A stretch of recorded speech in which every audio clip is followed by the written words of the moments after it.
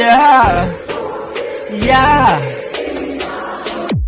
In your house with O'Con. Hey, O'Con in your house. Hollywood in your house. Hypocrisy's head in the clouds. Curating all kind of loud. Wrestling in front of the crowds. Paragon's holding it down. Anybody can get it. Josh Joseph standing on his decisions. He is the voice. There is no choice. Wheels them boys in your house making wrestling noise. Moving fast just like cruiserweight action. In your house is the perfect distraction. Puppets in your ears when you in traction. Get this work with some wrestling action. Smoke.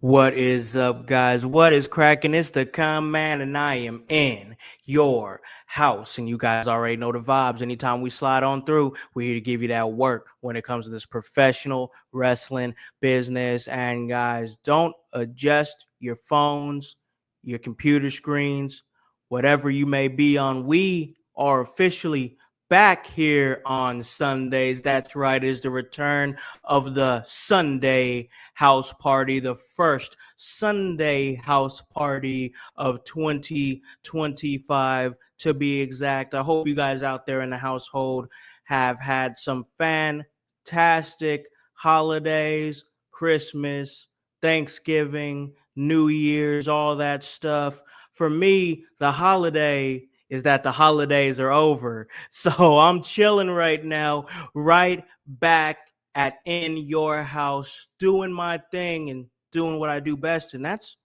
talk a little professional wrestling with you guys out there in the household. But of course, guys, it is Sunday and I'm feeling in my vibe right now. And when I'm in my vibe, I usually don't do this by myself. And man, I am happy to be chatting with my homies again. And of course, I got to talk about my homie that does his thing over on Fridays. He hangs out in his room and he's here to party with me on this snowy Sunday. That is, of course, the blue-eyed villain himself, the Grundmeister. Welcome back, brother man. Yo, what is up? So glad to be back with the Sunday house party. It is 2025. It is going to be one hell of a year, and that's not just talking about pro wrestling is changing Monday night. Oh, yeah. Oh, yeah. Big things popping, little things are stopping there, Grundmeister. I see you're over there. You got your jersey on there, man. I know you. I see you. I see you. It's a clean one, too. I got number 26, Saquon Barkley, one of the best running backs in the NFL right now. Thank you, New York Giants, dumbasses. Oh man, just gave him up, man. And man, he's out there doing his thing with Philadelphia right now. And we talk about Philadelphia, we talk about another place that's called Hyphadelphia, and it's always smoky in Hyphadelphia when we have Hypocrisy Jones go up here for the Sunday house party. What is up, man? Yo, what is up out there, household? What is up out there, everyone in Hyphadelphia? You know it's always smoky in Hyphadelphia because it's the home of the stripper birth. I don't know. If you know, you know, but whatever. Oh my, I've seen it. Dear God. Oh, God. Oh man. Welcome to America. Welcome Hey, everybody's back. Yo, it feels good. We ain't done this in a minute, right? I know it's been a while, man. Where the hell voice at? I don't know, man. Did we leave him back in 2024? He may have had to go into hiding because he and Viking, they were doing their conspiracies at seas. They could be on a watch list now. We don't know. There might be. I can't confirm. I know, boys. I'm pretty sure he was already on one. Oh man, Voice will probably be joining us here a little bit later on in the show, after he gets out of custody. But the show will go on. Yeah. Is it too soon? Oh, Was God. that too soon? Nah, I don't think so. Yeah, I don't think it is. Yeah, And right. if you know, you know. We all know you're not talking about the one in the Smash video games. No, I ain't talking Super about the Mario Haunted Mountain Brothers. one. No. Oh man! All right. Talking We about are one. here. Listen, man. We are here.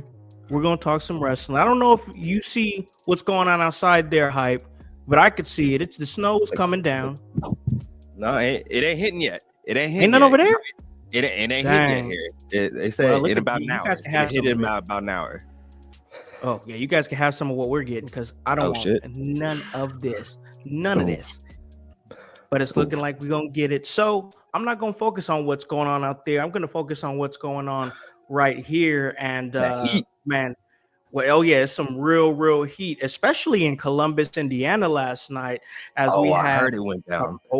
Emerge 84 Emergence Day, the 10-year anniversary of Emerge. 10 years of Emerge. What a card that it was, but man, it ended in controversy as our brother in arms, Paragon, unfortunately lost his title. But most Not my importantly, best friend. yes, but most Not importantly, my best we do not. Well, here's the thing, bro. We don't know the status of Paragon right now.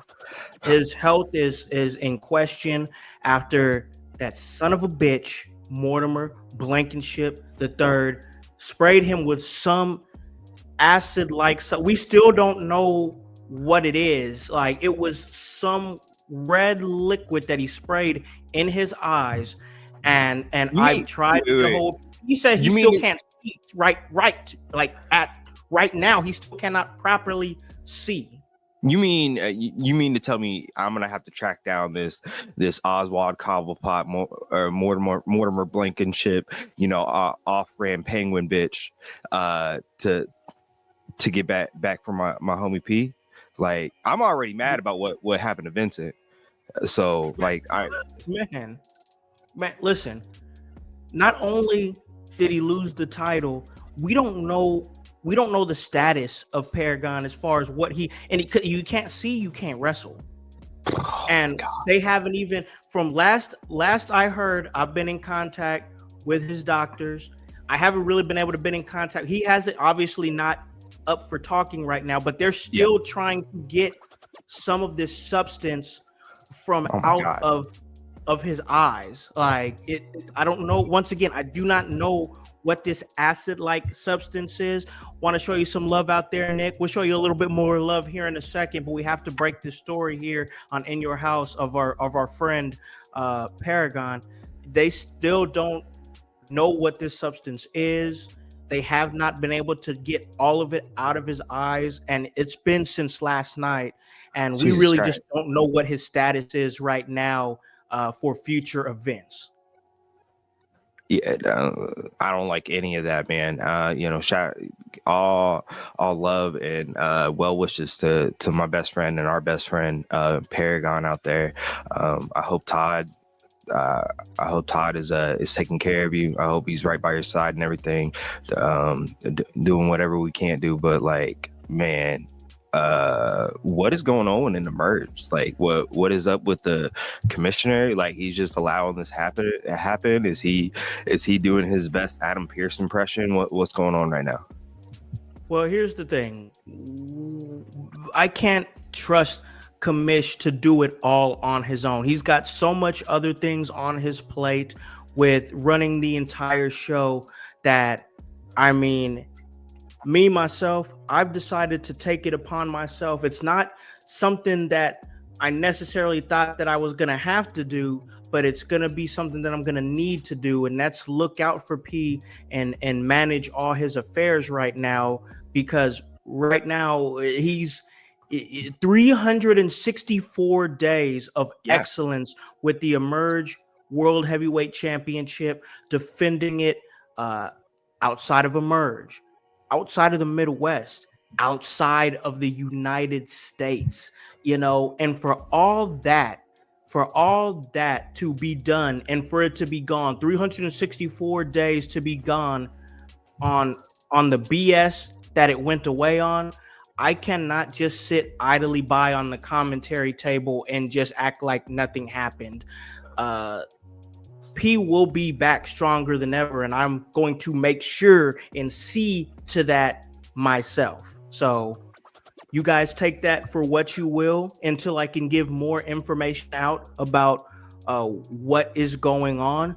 But just know that what I'm saying is very true. Paragon and myself, I can't let my man do it on his own. So as far as needing his affairs managed, I will be back doing that on a full-time basis under the Emerge banner. Sounds good. That sounds good, man. You know, if you are handling that stuff for P behind the scenes, you know how this works in the household, man. That means there's a whole team behind P and everything that needs to be happened. 364 days ain't no joke. It ain't nothing to smock at. So you know that the team will be behind P, and we'll figure out whatever we got to figure out to get back what's his. Most definitely agree with you there. Like I said, we'll talk more about it off air as far as what needs to be done and how we can support him. Coming for you, Mortimer. But yeah, we're coming for you, bro. We're coming for you. I mean, you made a dire mistake. If your boy would have won the title, if your boy would have won the title, Dylan Bostic, unfortunately, new champion. If you would have won the title without all this BS, all these shenanigans, you know what? More power to you. But since you want to play these types of games with our brother, listen, you just started the genesis of a nemesis in a major way. And it might not be today and it might not be tomorrow, but we're going to come and get you. We're going to come and get Dylan Bostic, and we're going to make sure that the Emerge World Heavyweight Championship is once again around the waist of the leader of the tribe, Paragon. Big facts. Big facts. Like he said, we ain't telling you when it's happening, but it's definitely happening on a day that ends in Y. Exactly. He don't even know he messed with, bro. He has no clue.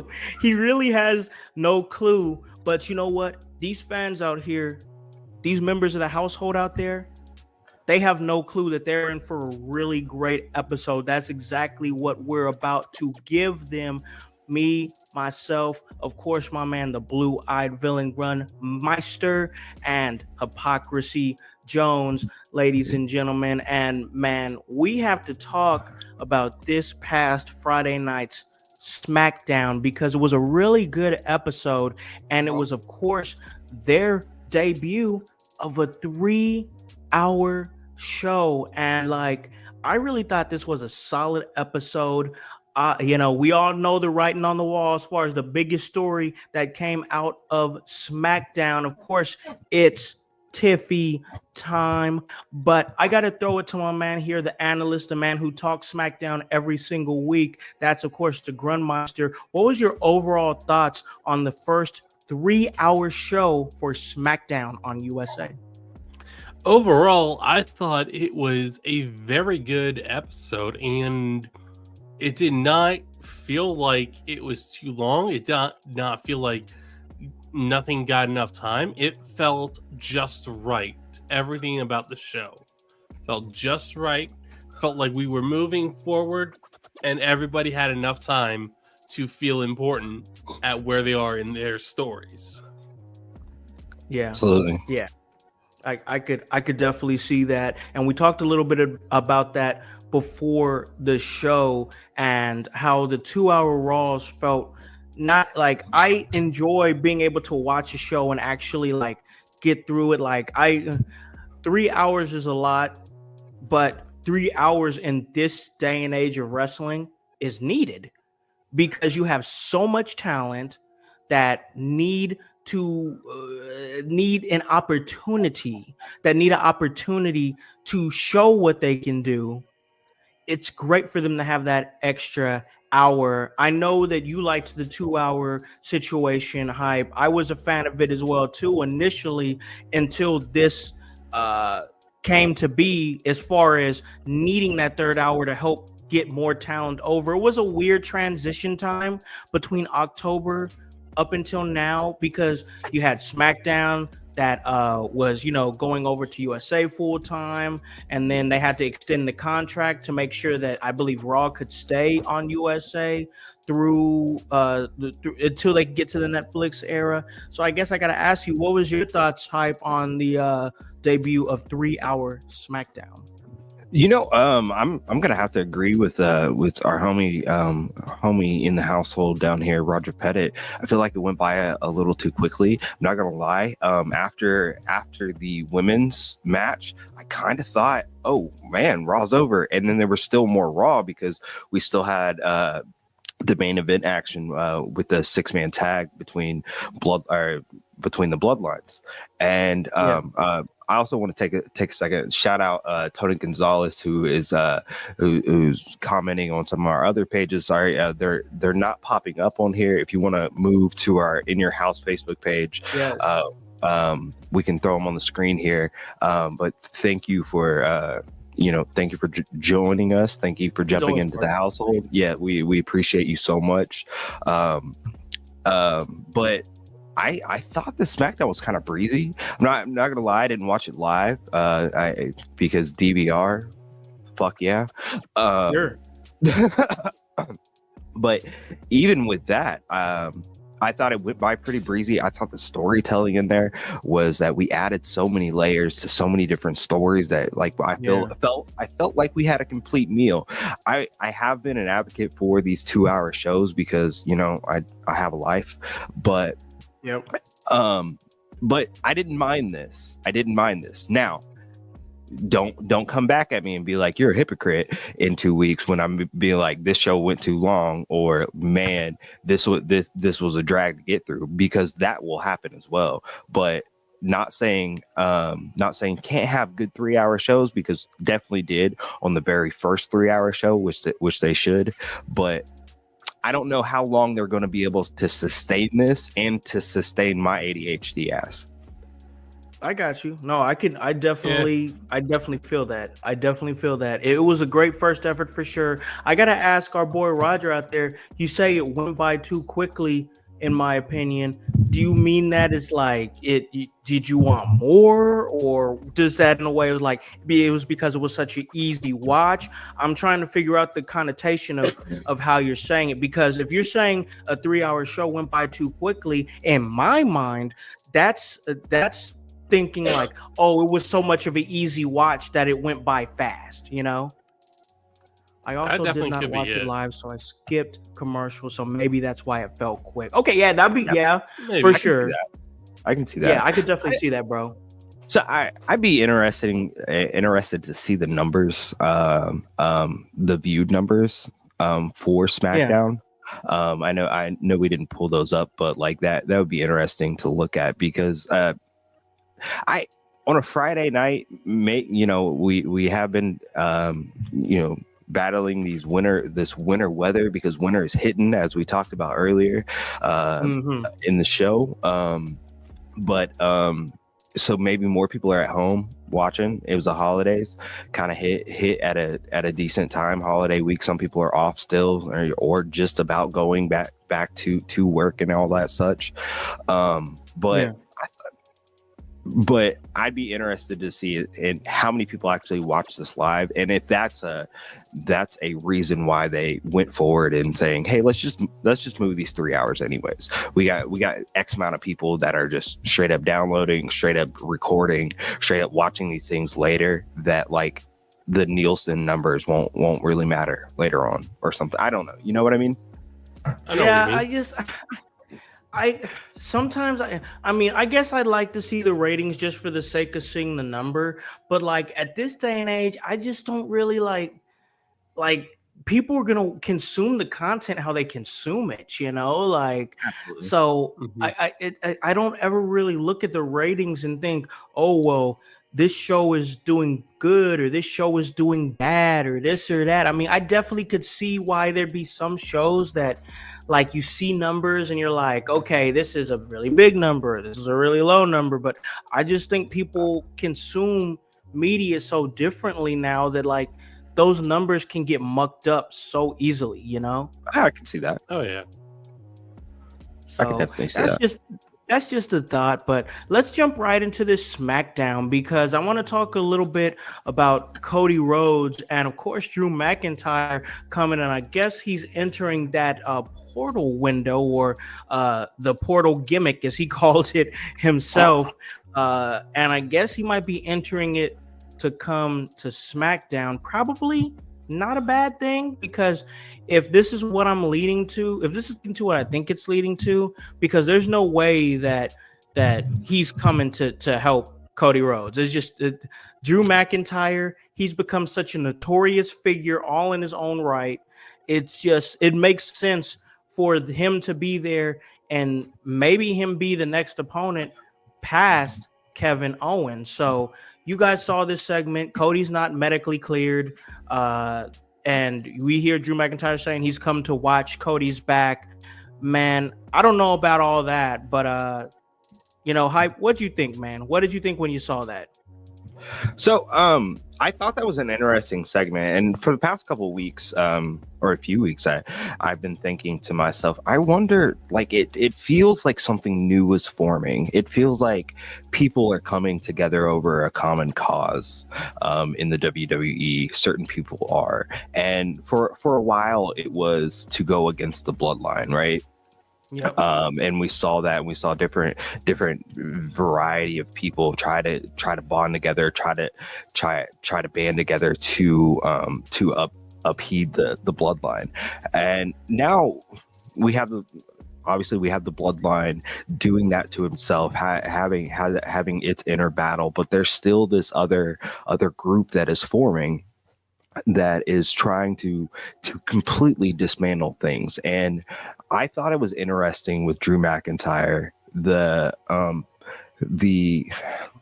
things that they weren't saying but showing in this segment between he and Cody, because it was a lot of the working together and teamworkness that we saw from Drew McIntyre and Kevin Owens during the segment, during the show, kind of working in tandem. And I think the most interesting thing that I saw in this is that I think we're seeing that form, and I think we're seeing a group form that could take down Cody, right? In KO and Drew McIntyre, and maybe a Seth Rollins later on. That would I know we've lightweight kind of talked about that, but that would be heavy business right there if that came together. Yeah, absolutely. And see, that's what I'm thinking. I'm like, is this where this is leading to? Because in my mind, can I be like, I'm not against Cody's title reign right now, but does anyone here on this panel think that like Cody's title reign is going to do the numbers that or longevity numbers that Roman's did? No. Not in this iteration. Like, right. It appears that they may have put tiny little hints that maybe Cody turns heel before his title reign's over, and maybe that boosts the ratings, makes his title reign more interesting. But for me, like right now, it's a matter of who is ready for Cody's title, who's ready to be undisputed champion right now. And see, I'm thinking about that, and I'm also thinking about the fact that we have this ladder match coming at Royal Rumble between Cody and Kevin Owens, and the possibilities are absolutely endless as to what can happen in this match, who can pop up in this match, who can help who in this match, and it may be time for a lightweight title changed, a title or at least a shakeup, even if Cody gets it back in a month or two, right before WrestleMania, or again at WrestleMania or something like that. Maybe time for this, but there's so many variables right now, whether it's KO, Drew McIntyre, a little bit of Seth Rollins in there, or whether it's The Rock. See, The Rock, it's going to be interesting to see how he plays into anything, because I was having kind of a lightweight discussion about him last night, and it's like, as much as he could bring something to the table, it's just, it's only going to be up until either WrestleMania or the night after WrestleMania, Yeah. so that's something you got to think about. But I want to go back really quickly to the Cody Rhodes possible heel turn, and it makes me think that it's something that, I mean, it would most definitely be something sweet to see if we saw that happen, because I don't think we've seen somebody turn heel within the midst of their title reign since CM Punk did it during his 434-day reign. I don't. So, Okay. yeah, I was sorry. I don't. Here's my problem with a Cody Rhodes heel turn. Who is the face of the company at the moment? Cody Rhodes. Who else is who else can be the face of the company, or of that stature, or kiss babies and slap mamas or whatever. I don't know what he does in his free time, but who John else is going Cena. to take that reign? Definitely. So John Cena comes back tomorrow. John Cena does come back tomorrow. So are we saying this John Cena farewell tour is he on top, face of the company, to give Cody this time for a heel turn so that they can maybe create a new sympathetic baby face? It could be. It's maybe a possibility. I mean, everything's a possibility, Con. Yeah, because this is Triple H. He is running it completely different, and I think we're all here for how Triple H runs the show. Yeah, I'm enjoying how he's running the show. All I'm saying is, with John Cena coming back, everybody. Oh, that's a good thought right there. OG Okay. Tony, maybe Jay Uso. Yeah, I could see that. But here's the thing: John Cena's return, his last year, this is gonna be massive. So, like, if you're going to take an opportunity to try to take a swing at something, because listen, here's the thing. One of the reasons why John Cena never went heel is because he not only was he a big time merch guy, big time baby face, big time Make-A-Wish guy. There was a long time in WWE where they weren't focusing on developing talent or focusing on developing the next face of the company. They were coasting on what they had already had, because let's face it, before NXT became what it became, there was no developmental system really like that. You could say FCW or something like that, but even then, it wasn't in the eyes of people to really be like, hey, this is our next guy, this is our next girl, this is whatever it may be. It wasn't until FCW merged with NXT they decided to become a WWE funded indie company, and that's what NXT was. And that was fun. That was a great time at NXT. But now we have NXT developed to a point, and we're going to talk about this when we get to Tiffy's Cash In, where it's developed to a point where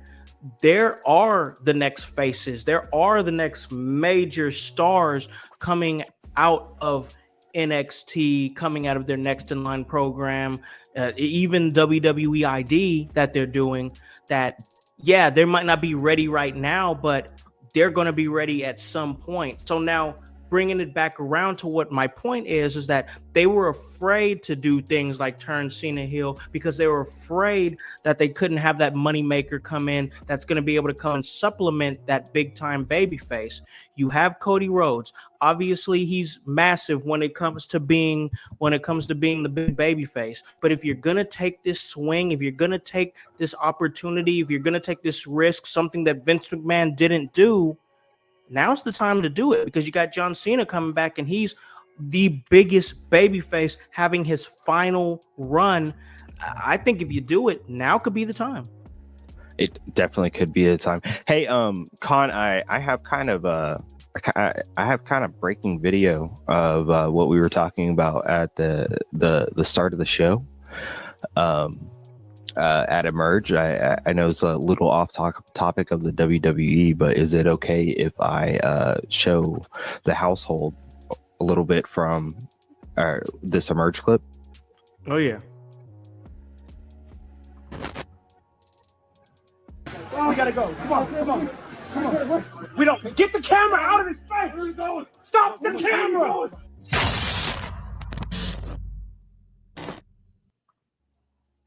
Yeah, that was the end of Emergence Day, where our guy Paragon lost his championship. Once again, like I said, hospitalized at this point, and I had to get him out of the building to try to get this man some fresh air. A lot of people crowding him, a lot of medical officials, a lot of referees had to try to give him a 5-minute breather. You got people trying to throw cameras in his face, and there as his representation, I was just there to try to get him some air, get him some separation from the paparazzi and from everybody trying to take advantage of him at a very inopportune time. Yeah, you also took him to the hospital, or helped him get to the hospital, correct? I did. Yeah, good. Yeah, there is no time for cameras in that time, so no worries.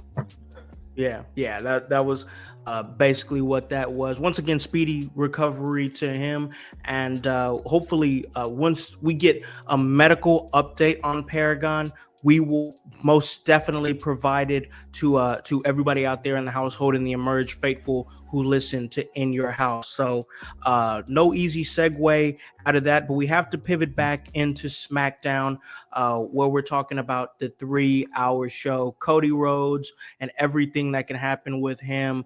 And it's a lot. There's a lot of things that can happen with Cody Rhodes between now and when WrestleMania season really truly kicks off, and usually that's right around the Royal Rumble. And guess what? That's exactly where we are. But it really feels like, as my son calls it, WrestleMania Night Zero starts tomorrow night, and that is, of course, Raw on Netflix. And we're going to talk about that a little bit later on in the show. We have a card, an awesome card for that show. We're going to give predictions for it. But before we get to that, I want to talk a little bit about what's going on with the Bloodline and Paul Heyman, because I have some thoughts. Paul Heyman came out and just did what he does best, and that's deliver excellent promos and tells great stories. And he was basically telling that while Roman Reigns took that second, his eye off the prize, to deliver his revenge on Seth Rollins at WrestleMania, Cody Rhodes took advantage and took the opportunity to get the 1, 2, 3. And speaking of opportunities, it sounds like the story here is that the evolution of the Solo Sikoa that we see now being trained up and instructed to how to be the next tribal chief when Roman Reigns stepped down. It's crazy, because now it sounds like he took those lessons, but he literally stole the Ula Fala from the bag of Roman Reigns. He started his own family, took the lessons that he was taught by Roman Reigns and the Wise Man, and implemented them into his own family. And now it looks like that Solo will want the Wise Man Paul Heyman by his side if he were to win the tribal combat match tomorrow night on Raw on Netflix against Roman Reigns. And that means that not only will he get the Ula Fala, he'll get Paul Heyman as well. And I have some thoughts on that. But before I give my thoughts, I'm going to throw it to the blue-eyed villain, Grunmeister. What do you think about this segment and everything that's going into this match against Roman Reigns and Solo Sikoa?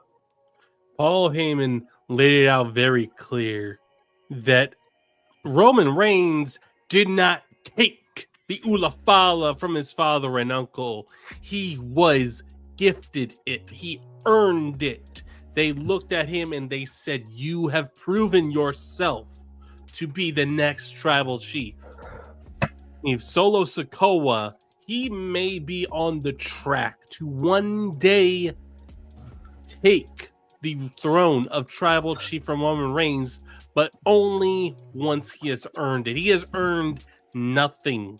This is another story of a multi-generational talent that was given all the tools, but thinks they deserve more than what they have because they have not earned what they want. And it's a crazy thing, man, because you see the confidence that Solo Sikoa exudes now as he has the Ula Fala. But I want to pose this to both of you before I throw it over to Hype. There's a tiny part of me, a smidge, that knows who Paul Heyman is. I've studied Paul Heyman.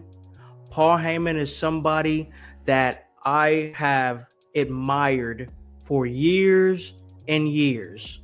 So when I say this, I don't say this lightly. I say there's still a chance that Paul Heyman could screw over Roman Reigns on Raw and Netflix and willingly become the wise man of the new bloodline. Hey, I'm putting it out there, throwing it out there, because let's face it, if Roman Reigns wins Monday, the story is closed for Solo. That's it. Solo has to move on to something else. And I would assume that if Roman were to win, he'd more than likely pivot his attention towards the WWE Undisputed Championship.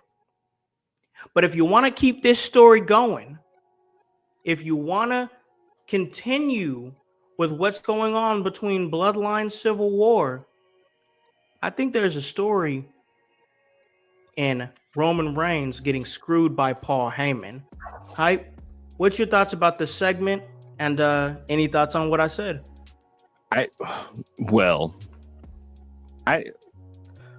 Paul Heyman, I don't even want to lie. Paul Heyman is a cockroach, has always been a cockroach, and will always forever be a cockroach. And you know, maybe that's looked at as a bad thing, but they survive. They survive through everything. They do. They survive through nuclear attacks. They survive through anything and everything. And I think that's what Paul Heyman does. Now, I'm not saying that Paul Heyman is going to screw Roman over, but everyone else has. And maybe rightfully so. And maybe Paul Heyman has the most reason to screw over Roman through some of the ways that Roman treated him over the years. But I don't think that's going to happen. Because in my heart of hearts, in what I feel most is that Solo's been right this whole fucking time, and like everybody is just absolutely off the wall. Look, he is the tribal chief. He's running shit. He's been running shit. He brought in and strengthened the bloodline. He unified different tribes of the bloodline. Solo is the future, the truth, and the now, bro. Like I tell Roman's just gonna go make movies with Dwayne. That's rough. I mean, you might not be wrong. You might not be wrong, but I'll tell you what you are right about. It's that Solo Sikoa has really actually been that guy. Let's talk about it for a quick second. I mean, he's got pinfall victories over the likes of Roman Reigns, over the likes of John Cena. You know, he stood toe-to-toe with Cody Rhodes for the WWE Universal Championship. His house is absolutely in order. You can't deny it. You know, whether it be the Guerrillas of Destiny, he's managed to find control over the wild man that is Jacob Fatu. You know, and here's the thing. Going into this match, Solo Sikoa, I mean, looks to be confident. He picked Yeah. up a victory. Him and his bloodline picked up a victory over the Usos and Sami Zayn just this past Friday. I mean, he's going into this match with the utmost confidence, with W's under his belt. I mean, the time to deny Solo Sikoa, I believe it's over. I believe that it's over. I think that if you're talking Solo Sikoa, we're talking like WWE 2K. This man went from an 86 overall to a clear 90. Like he's Yeah. he's Yeah. right there, Yeah. bro. He really is Yeah. right there. No, his stock has definitely risen, and I'm not mad at the fact that like it is his bloodline. It maybe wasn't his. It wasn't his from the jump, but man, he really took it over, and I don't know, man. So, but the Heyman factor is a thing, and I look at this a couple different ways because he had Heyman. He had Heyman in ways. Now, obviously, Heyman didn't buy in to Solo at first, Right. But Heyman is not a dumb man. He's a pretty smart guy, and he Brilliant. usually rises and helps to create and mold young professionals into professionals. Look at what he did to Brock Lesnar, obviously CM Punk, right? Even Roman Reigns, the way that he elevated him. Now, if you can get Paul Heyman to fully buy into you, your stock is going to rise, right? Fact. And that's what Solo needs. So that's what I like about this this chance potential of an actual Heyman actually buying into Solo's bloodline, and maybe he has to after a Roman loss over time. Yeah. I don't know. Hey, all I'm saying is this: is that as much as we love guys like Roman Reigns, like CM Punk, who are clear-cut Paul Heyman guys, clear-cut Paul Heyman guys, no questions asked, no questions asked. All I'm saying is, I think there's room for a new generation of Paul Heyman guys, guys so too. that he buys into, like you said, their hype, perfect wording, that he buys into. And you know what? We could have 2 or 3 or 4 or 5 Paul Heyman guys, not including the guys that he built up in the time of ECW. But what if he had a new generation of 7 or 8 new Paul Heyman guys to keep his legacy alive and keep him, not to say relevant, I don't think that's the best word to say, just because Paul Heyman is relevant on his own, but still, like, his blueprint could transcend generations doing something like this right here. I see your wheels turning over there, Grun. What are you thinking, man? I'm thinking that now if this is going, I do believe that this is going to be the end of the chapter where Solo is seeking the tribal chief role. I think what we're going to see is Solo. He tells Tama Tonga, he tells Jacob Fatu, he tells Tongaloa, he tells them that they must acknowledge Roman Reigns, but this is going to be where we start really fully understanding why they were never brought in. And it's because they're rebels. They rebel against tradition. Solo Sikoa wants to honor tradition. He wants to honor his family. These guys, they want to take over. These are animals.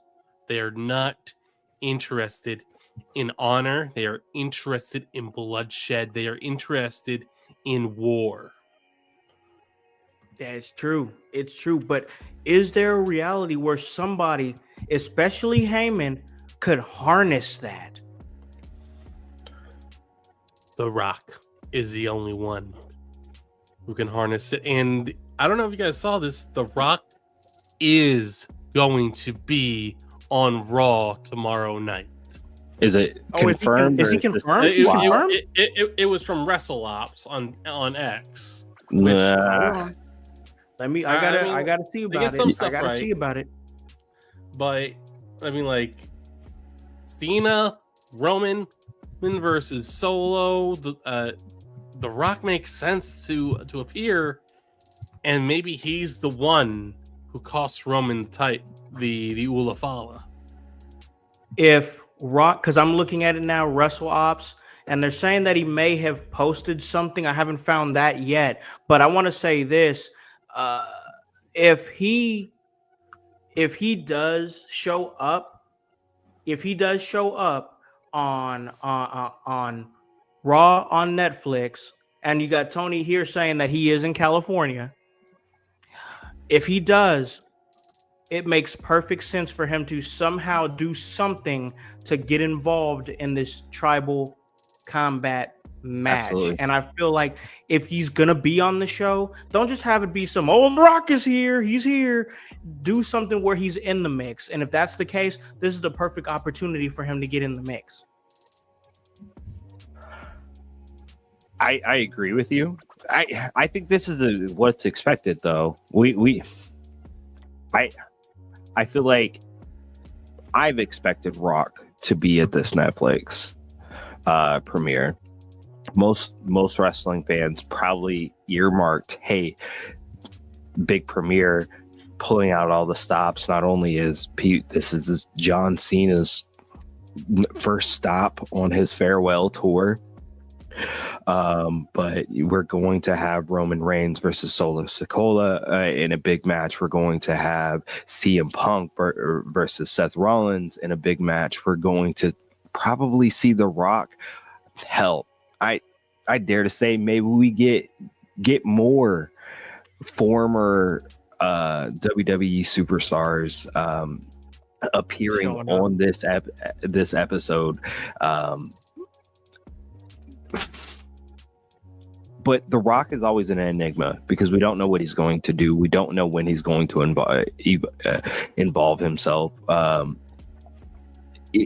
So I don't know, because there's so many different things that could happen on this Raw. It's so wild. It really is. It really is. It's almost. It definitely feels like it's a PLE on a Monday night. That's most definitely what it feels like, because they're making it a very, very big episode with a lot of cool things going on. I really hope Netflix can handle it. That's going to be the question that I think everybody is going to be on everybody's mind, is how much buffering are we going to see?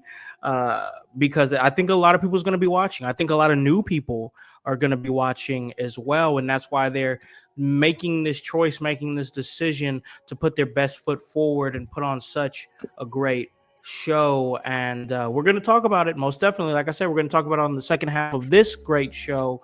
But SmackDown once again had a great show on their own, and I think we're all in agreement that the biggest moment of this great show happened because it was Tiffy time.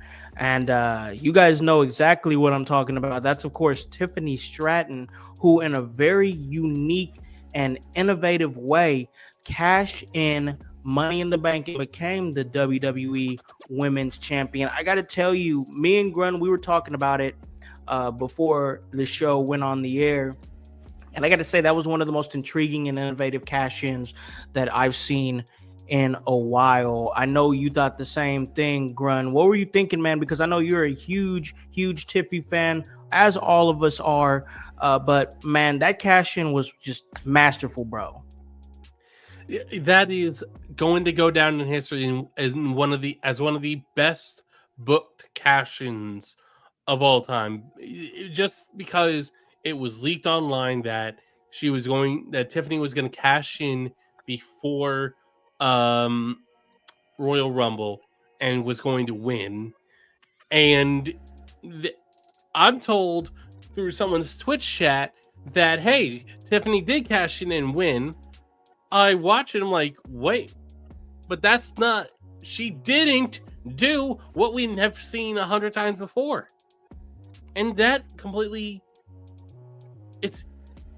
it's just mind blowing that we are continually seeing things we haven't seen before. We're seeing things being booked in ways we've never seen them booked before, and Tiffany Stratton once again proved that she is going to be the greatest woman in WWE history because she outsmarted everybody. She fooled everybody, buddy, and made it her night. She really did, man. And it's like I was telling you before we went on the air. I had one of my buddies, former guest referee Aaron Greider. He hit me up as it happened, and he was like, "That was one of the smartest, most innovative cash-ins I've ever seen." And I was like, "Bro, yes." I mean, because when she came out, she was still playing like she was on the side of Nia Jax. So. Yeah.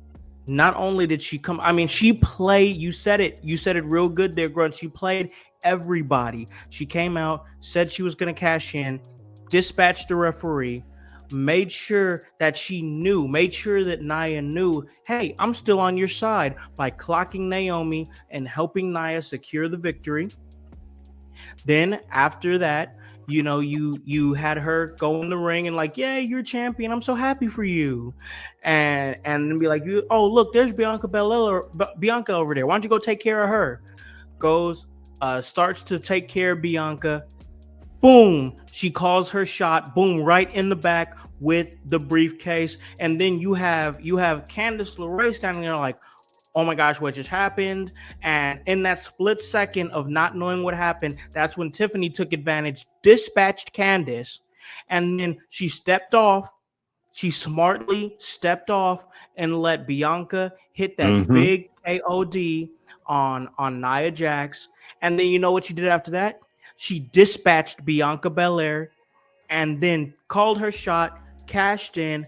Boom, boom, prettiest moonsault ever. So it took the briefcase, it took the KOD, and it took the prettiest moonsault ever to secure the fact that Tiffany Stratton is Miss Money in the Bank no more, but now the new WWE Women's Champion. Once again, she played every single body that night and called her shot. Once again, there was a lot of moving parts to make that work. I've never seen a cash in so like methodically put together but played out so well. Hype, what did you think, man? No, I really, really enjoyed that. I was shocked. I was a little shocked by the cash in, obviously, because she did come out and she was helping Nia. But I think it was a very smart way to show, hey, it's my time. And not only is it my time, I don't need any of you. And I understand where I stand and where I need you guys to stand, all of you. You're not my friends, you're my competitors. So let me dispatch everybody, have everybody taking out and then walk on top of that mountain. So like, it's her time. And like that was such a, like you guys said, it was such a smart cash in, and very shocking and very big to pull off on a somewhat premiere episode of Friday Night SmackDown at 3 hours. Yeah, most definitely. And you know what, man, I got to tell you guys, I got to be transparent with you, Grun and Hype. During the time that we weren't really doing the show like that, man, I missed you guys. I missed this. I missed what we do. And I say that for a reason, because I really, really love specifically what we do when we talk wrestling. We don't just bash it. We don't just say everything is great. We don't say everything's bad. We analyze things. We break things down. That's one of the things that makes me proud of what we do, because I'm happy to say I have some incredibly analytical and thoughtful people around me that talk wrestling with me, talking about you guys and of course the rest of our awesome, amazing team. Yeah. And I say this for a reason. I'm all leading to something, I promise. And that is I feel like there's the growth, the development of Tiffany Stratton needs to be studied, because like this is a woman whose entirety of her time in WWE, I do not use this term loosely. I don't. It's been about as flawless as I've ever seen somebody presented. I mean, Yeah. there's literally been almost no lull, no downside, no anything in the career of Tiffany Stratton up until the time this time now, where she's now the WWE Women's Champion. And it's crazy because Tiffy is so unique. She's so special. And it's not just her look. It's not just her in-ring athletic ability or how quick she took to it. She just has an it factor that just strikes so hard. And me and Grun were talking a little bit about it, and I want to throw it to you, and then we'll have Grun talk about it. What is it about Tiffany Stratton that just makes her the it girl? So one thing for me, like I've been talking about Tiffany Stratton for probably since she was in NXT, and telling you guys it's Tiffy time. It's been Tiffy time, and very excited about her. And I think the one thing for me is that like she seems like not only is she physically able to maneuver the way she's supposed to in the ring. I think her wrestling IQ is very, very high, and that probably comes from she was from a gymnastics background, correct? Yeah. I think that comes from that. But it's someone who she is someone who instantly understands her character, and her character is not a character that needs to be overly developed, right? Because sometimes you can do too much for a character and it just like oversaturates something like that. But like her character is so easy to kind of like it's easy to digest. It's soft on your palate, because like it's just, okay, this is that Barbie bitch or whatever, and like it, like she may fake a friend, she may be a friend, but and she may fake stupid, but like she gets her character, and it flows in kind of seamlessly with everything, no matter what lane. I don't know, like I like Tiffany Stratton because I feel like her character as since its inception is just been able to flow no matter what position or what direction she's been asked to put into. Brilliantly said. I agree. Tony said it as well. It's simple, and I think I want to throw it over to Grun, because he actually had some thoughts on it as far as like the age demos and everything, and like how they came up with women such as Tiffany Stratton. I know you had that thought, so I'm gonna throw it to you, Grun.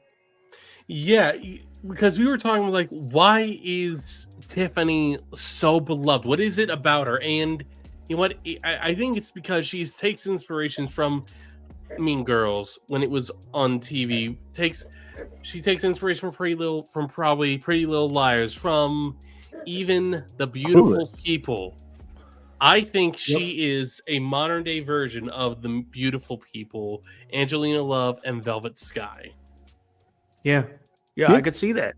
Yeah, like you said, and I even threw in Lay Cool there as well to kind of to kind of it's the Mean Girl type vibe that everybody.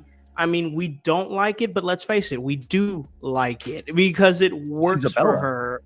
And here's the thing, bro. Here's the thing. She plays it to a T.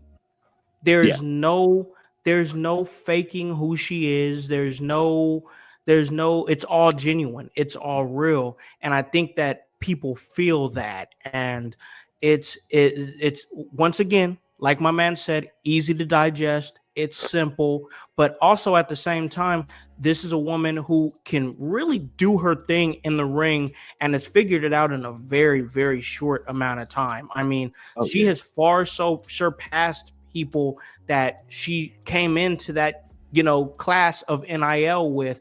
A lot of them, she's far surpassed them. So like, it's just crazy to see, but it just goes to show you that program is working, and that even if you get somebody like a Tiffany Stratton, or like we had said earlier, like the top three, it was a great top three that Gren came together as far as the top three athletes that we've seen develop through the NIL program: Tiffany Stratton, Braun Breaker, Trick Williams. I think those are the big three right there. I do. And I mean, it just goes to show you that it is working. But man, Tiffany Stratton is just such a special talent. And now she's the champion. I guess my next question is this, because we all three know that it's going to happen. It's going to be Nia Jax versus Tiffany Stratton for the WWE Women's Champion. I guess my question, Grun, is when is that going to be? I'm going to, Rumble. I think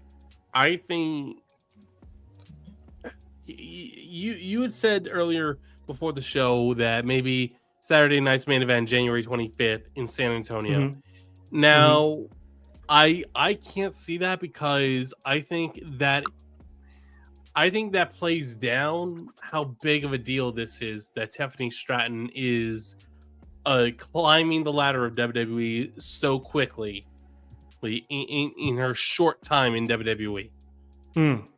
So I think even if you have her lose at the Rumble, like she just had, like you can say she defended her title at the Royal Rumble.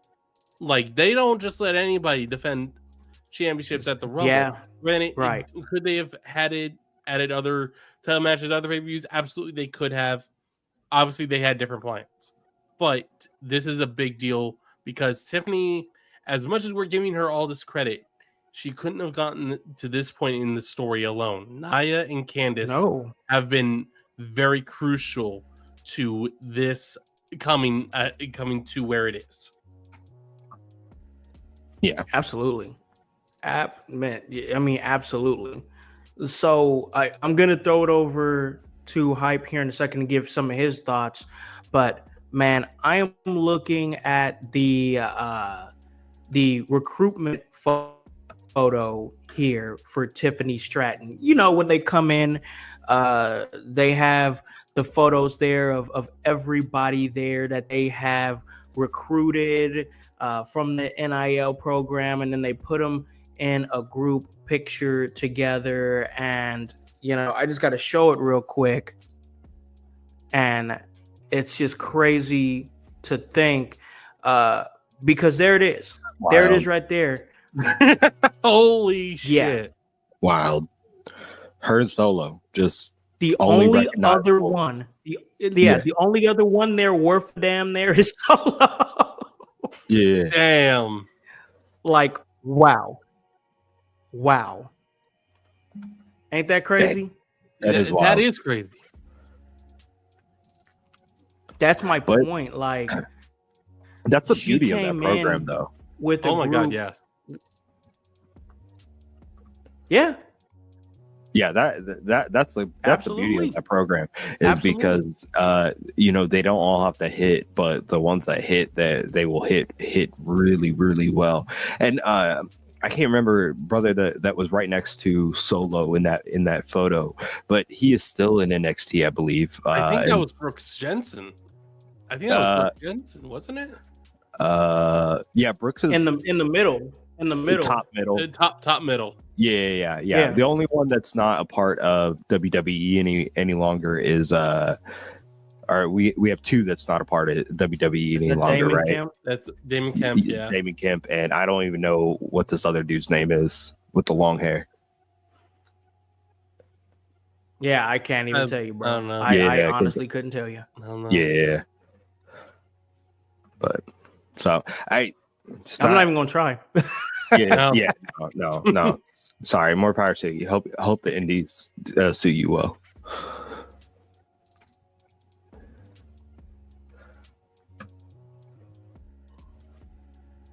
Yeah, but here's the thing, like two of them hit.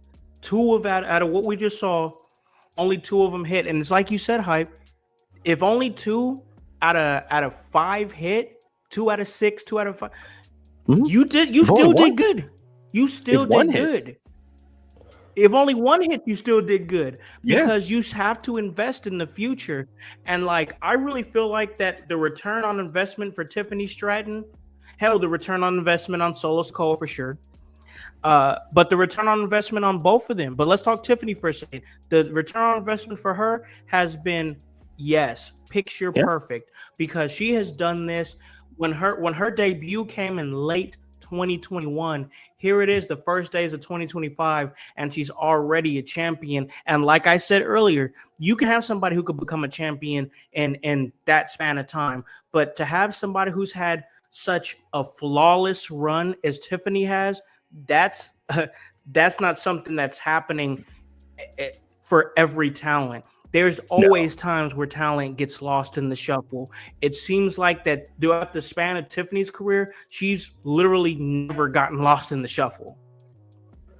Yeah, no, she hasn't. She's done a very good job of utilizing time given and making sure to make her mark with the time that she's given. So shout out to her, bro.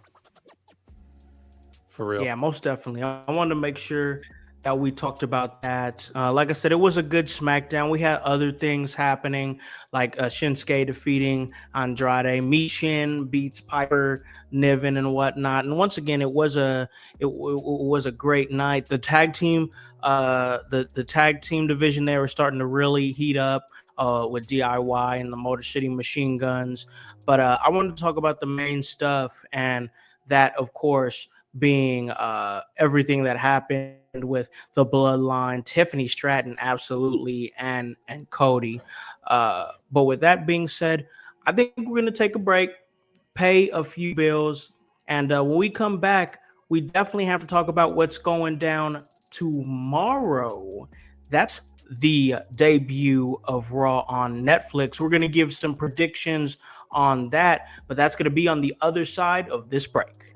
Exciting things are happening at the Kokomo Press. Yeah, very exciting things. Not only are we bringing you comedy shows, an open mic once a week, skits, videos, funny jokes on our page, and satire news stories, but now you can support us by going to kokomopress.shop. It's that simple. You go to kokomopress.shop, you find a t-shirt, you find a hat, maybe in the future some stickers and some posters. You go on there, you buy one of those from us, and percentage of the proceeds will go to us and help support what we do. We appreciate every person who just likes, subscribes, does all that. But if you go to kokomopress.shop and you buy something, we'll know who you are. You send us a photo of it. We will post it on our page and shout it out. Thank you so much. Go to kokomopress.shop, buy all your shirts and hats needs, and support the Kokomo Press. Thank you guys so much. kokomopress.shop.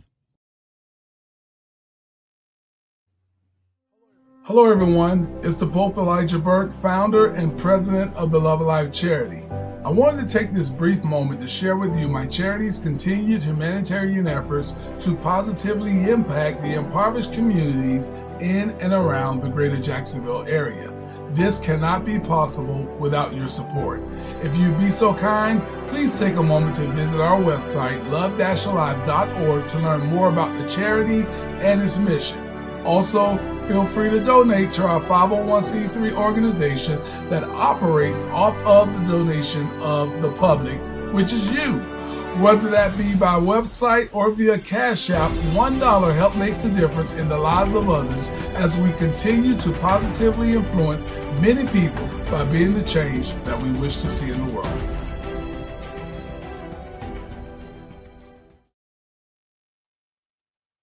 Hey guys, welcome back to In Your House. And guys, we are talking some WWE. We talked a whole lot of SmackDown. We had to because it's on 3 hours now.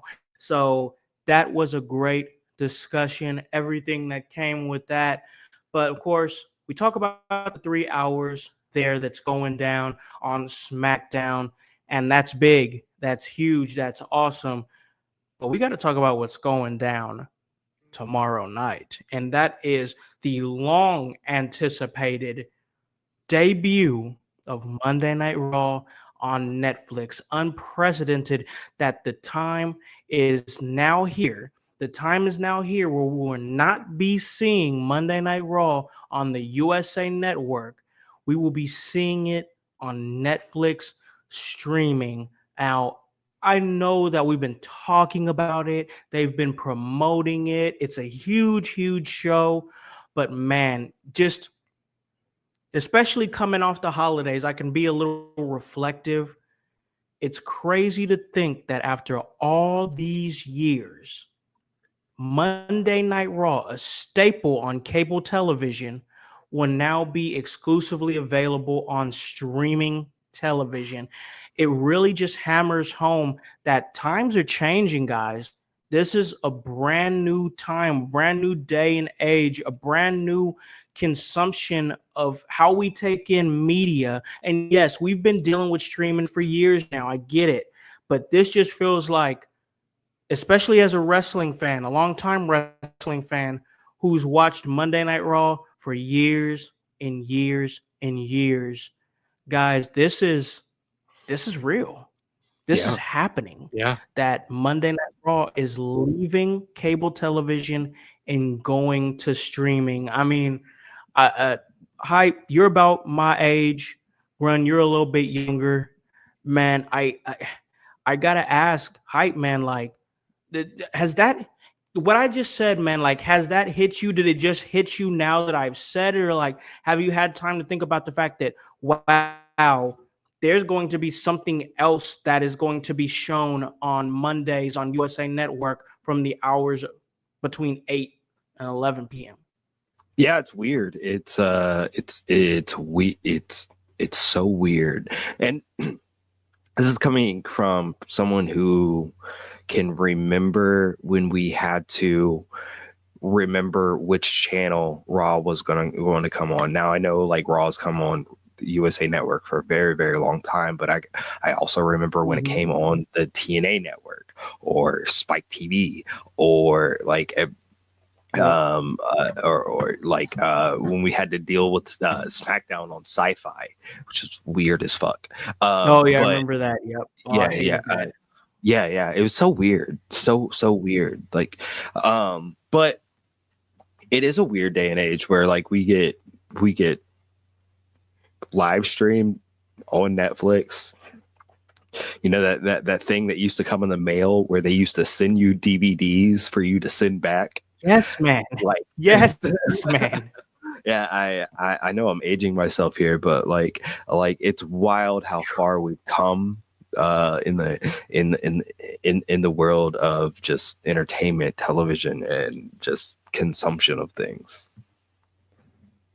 It's insane. I mean, I remember those times. I remember you would get the DVD in the mail. You'd watch it, maybe watch it. You know, if it was a really good one, you'd watch it maybe another time, and then send it back. And this was innovative at this time. I don't have to go to the video store. Like, that's crazy. And now here I am, and I miss going to the video store and actually having those experiences of going there and picking movies and picking games and getting candy and stuff. That's neither here nor there. That's just me yelling at a cloud, I guess, at this point. But no, it's okay. But you know what? Now you can do that from the comfort of your home, and you can DoorDash it. You see how the evolution works? You can. Yeah. Everything is just coming right to you. And pretty soon, what do you think, man? You won't have to like order shit. You'll just think about it, and it'll just be there. Sorry, I'm going off on a tangent. You're a madman. You're a madman.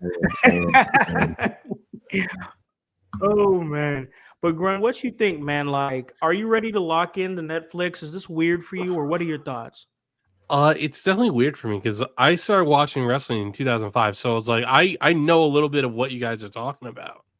I remember hearing the commercials like TV's going digital. What's digital? Like I was like 12 or something or 14 or whatever, and I'm like, what the hell does this? What?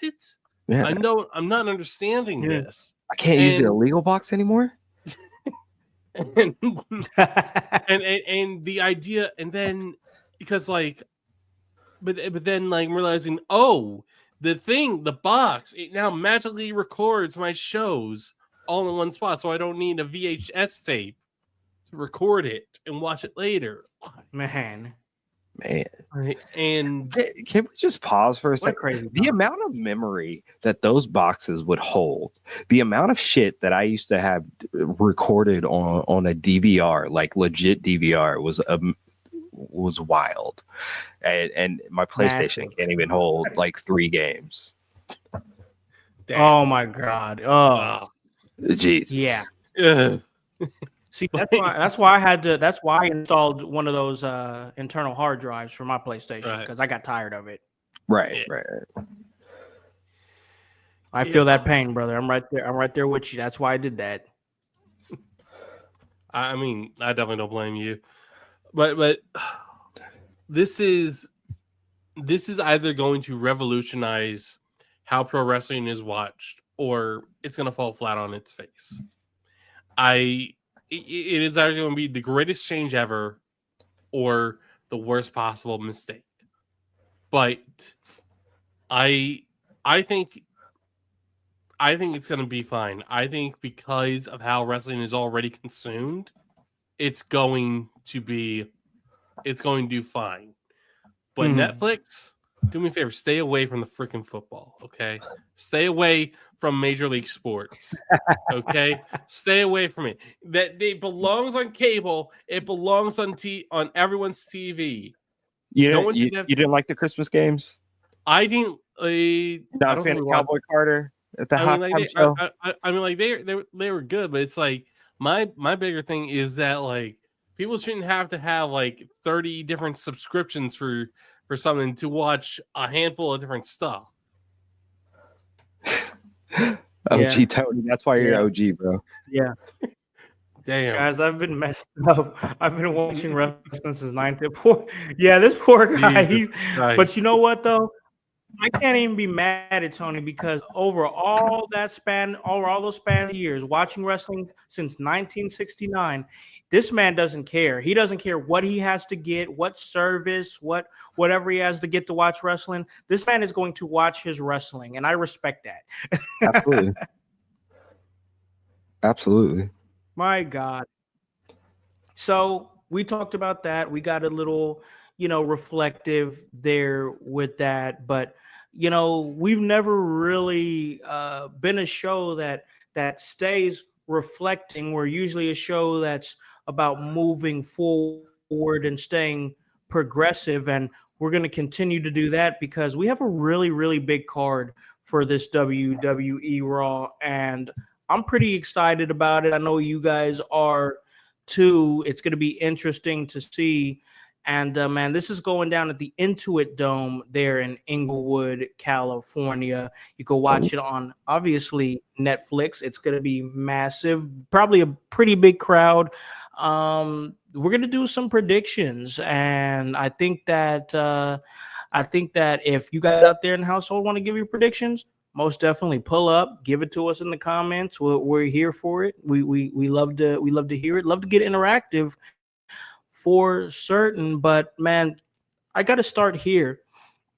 Drew McIntyre. We know that Drew has put his foot in the ground. Seems like that he wants to keep himself involved in what's going on in the happenings of SmackDown, as we talk about the portal.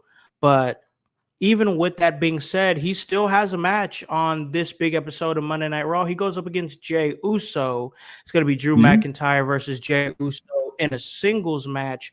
I'll throw it here. I'll start with Grunmeister here, then go to Hype. Who do you got, man? Who are you thinking between main event Jey Uso and the Scottish Warrior Drew McIntyre? Who do you think's got this match, Grun? I think I'm going with the Scottish Warrior. I'm going with Drew McIntyre. I think he's got this. I think Jay is going to insist on handling it himself, and Drew is going. I say, don't be surprised if maybe Kevin Owens makes an appearance to help Drew out. See? They're in tandem. You see it. You see it just like I see it, bro. I don't think that opening segment of SmackDown was a coincidence. I don't think so either, man. I think they're working together, even if it doesn't look like they're working together. And I'm not mad at this. So I definitely can see Drew McIntyre pulling this out. I mean, there's no reason for Drew McIntyre not to pull this out. This is his debut match since Hell in the Hell in the Cell. He's gonna have to start that momentum strong, especially with everything that he's pulling on right now. His interaction with Cody Rhodes, his interaction with the Bloodline, his kind of, the enemy of my enemy is my friend interaction with the new Bloodline. This match is for Drew to win. Sorry, Yeet. Yeah. It might be a no Yeet situation because I'm gonna have to agree with you guys. I think it's gonna be Drew McIntyre. I truly do. I think that Drew McIntyre is just. He's in such a way right now that the last year has belonged to Drew McIntyre in one form or another because he gets it. He knows who he is. He knows when to be funny. He knows his role. He knows his thing on Twitter for sure. But the biggest thing is you could be funny, but not vicious. That's not the case with Drew McIntyre. This dude knows when to be funny. He absolutely knows when to be vicious as well.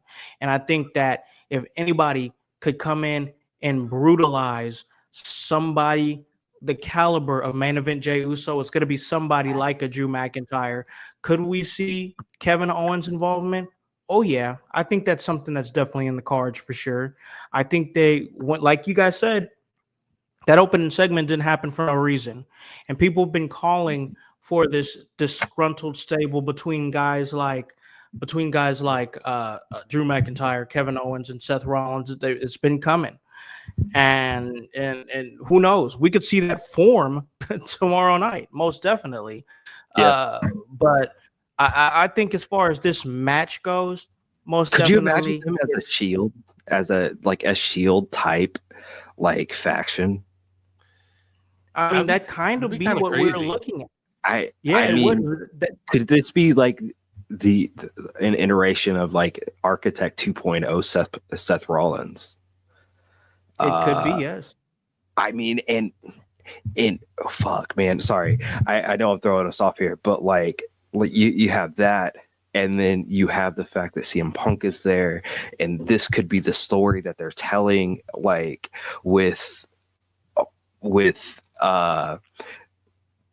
CM Punk's involvement in creating the original Shield and shit like that. I know we don't have a Dean Ambrose or John Moxley in this iteration, but you kind of don't need him.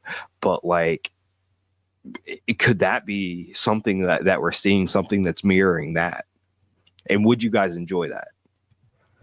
Well, I don't know how close I'd want them to be to trying to be the Shield, but as far as being like the rebels, as far as being like the outsiders, the ones that are basically like, hey, we've banded together out of necessity.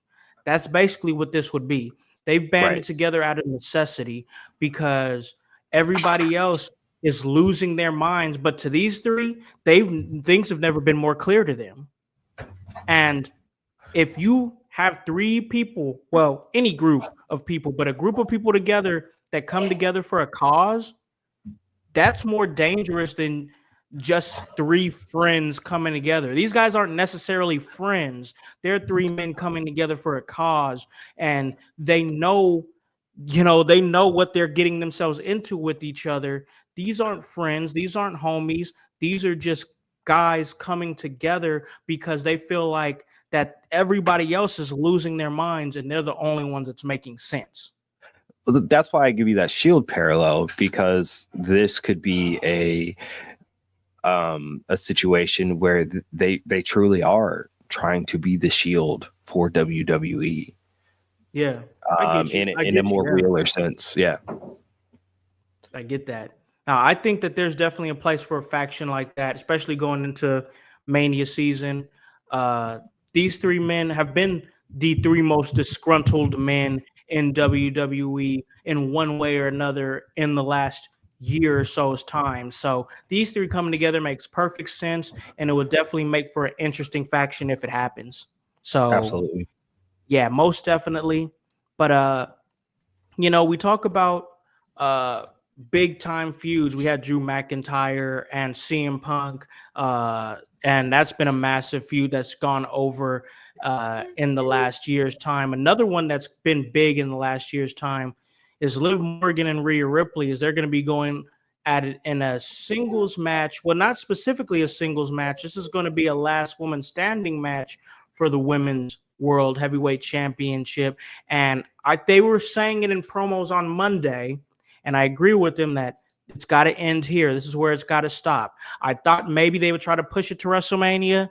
Now that they're doing it at Raw on Netflix, this is where it's got to end. So I guess I'm going to ask you, Hype, who wins this match for the Women's World Heavyweight Championship? Liv Morgan or Rhea Ripley? Yep. Everything in me wants to say Rhea Ripley, but I also feel like that's boring as fuck. And I don't necessarily want to see her as women's champion for a long duration of time again. And maybe that's an unpopular opinion.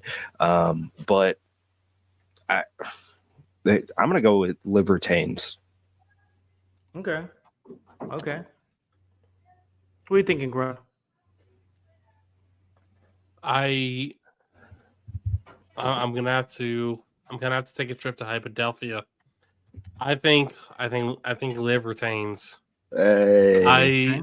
I think Jones is onto something. I think That's one for the sewer rats.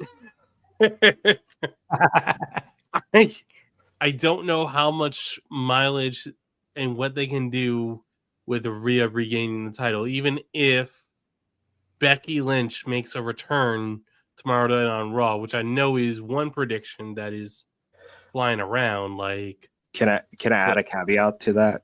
This is probably also why we saw Tiffany Stratton win the women's world title on Friday, because Liv is probably going to retain. Yeah. Probably, yeah. But this is gonna be an interesting 4 or 5 months to Mania. Absolutely. It seems like it's going to be wild. It seems like we're going to see a whole lot of changing of the hands of different things. And I can't wait. I know Khan can't wait, especially going into Rumble season, because we're going to be there. We're going to see that shit live. Awesome. And as that heads us into the official road to WrestleMania, man, wild. Yeah, for sure. Absolutely. For this one, I'm going to be the differing one. I'm going to say Rhea Ripley wins. I think Rhea Ripley is going to win.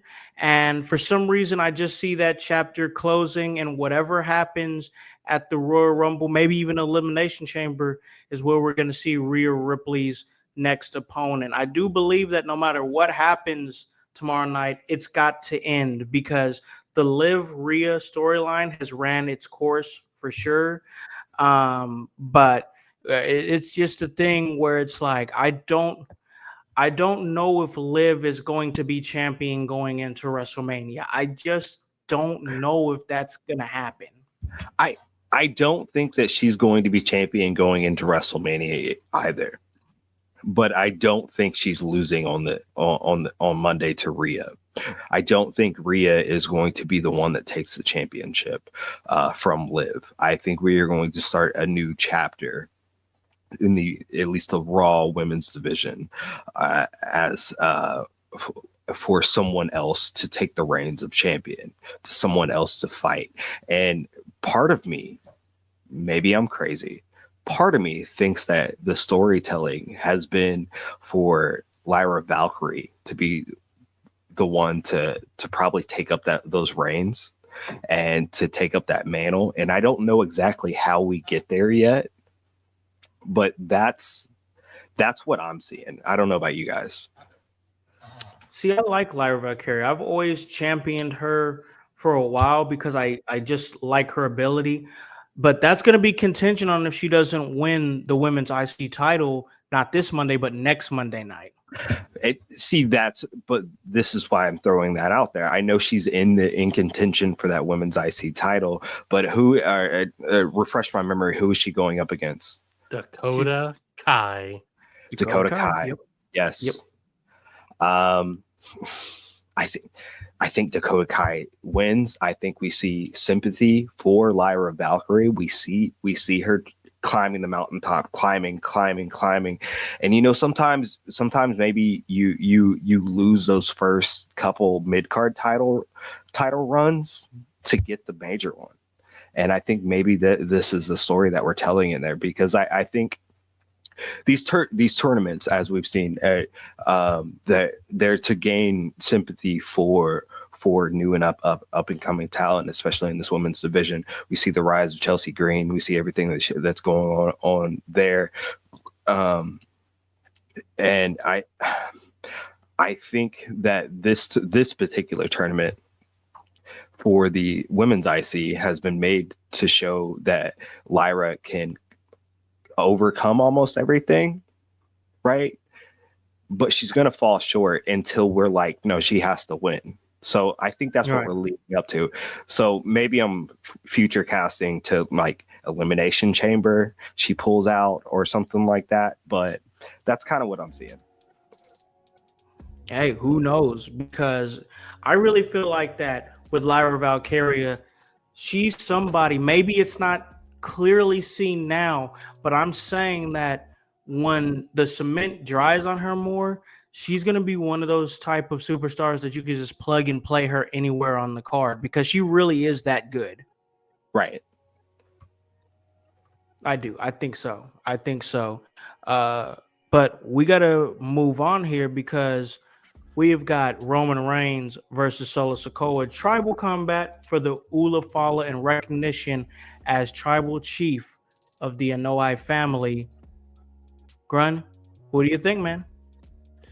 The one true tribal chief is Roman Reigns. He wins.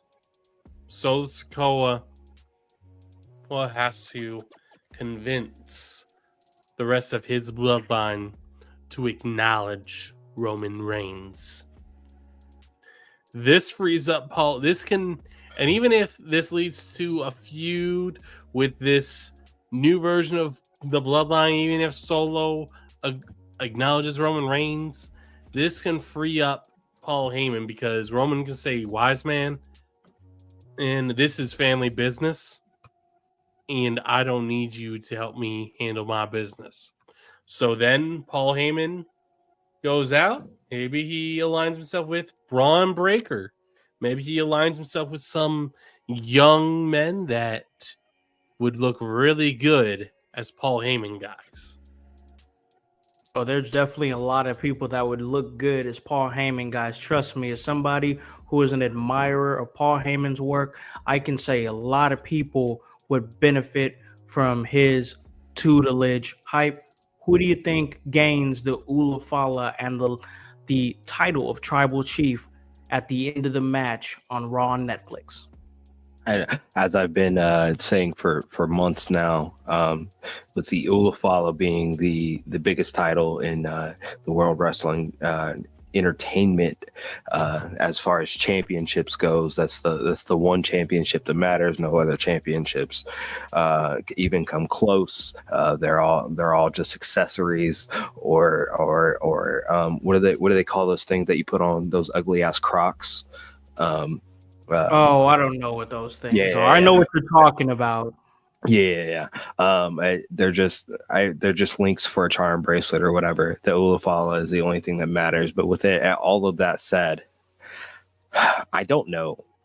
I don't know who wins this match. I feel like I would like Solo to win, but maybe that's just selfishly never wanting this story to end. But I think the most poetic way for this to end on Monday Night Raw is if the Ula Fala breaks and there's no more Ula Fala. Oh my gosh! Damn, that would definitely. So just taking it all out. You take it all out, and then I don't know. I can more so see a massive bloodline joining together, then I can see more of this separation. Eventually, cooler heads are gonna have to prevail. And I mean, Solo is the brother of Jimmy and Jay, right? Like the real blood fucking brother. So somebody's mom is gonna have to slash somebody's sins into somebody, right? I mean, eventually there has to be a time where they come together. But I think I said it earlier in the show. I still feel like there's a reality where Roman Reigns could get turned on again. And this is a guy who gets turned on a lot, but he's never been turned on by the wise man Paul Heyman. And Oh, but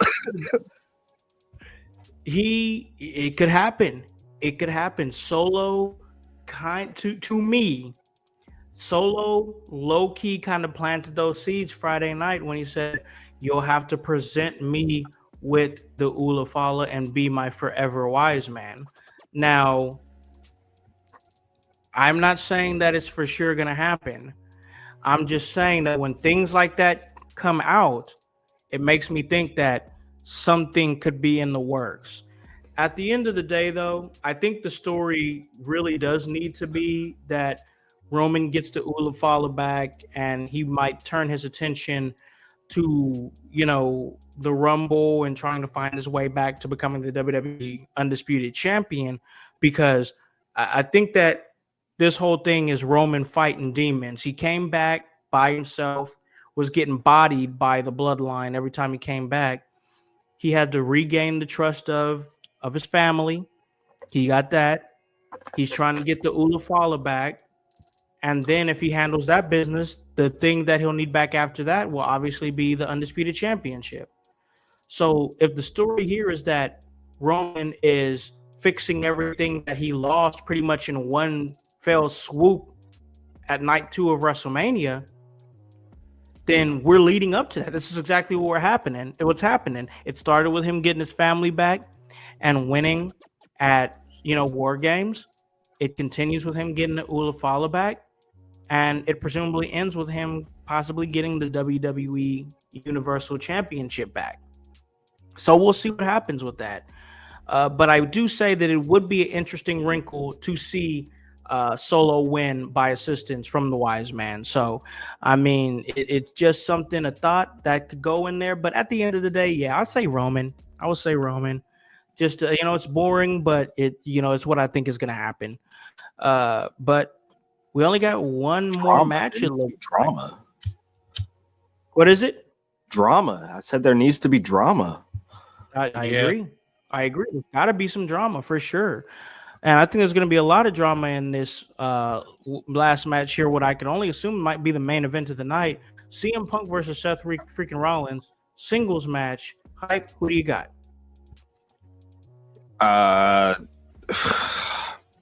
CM Punk by dastardly deed. Oh, really? Of some sort. Yeah.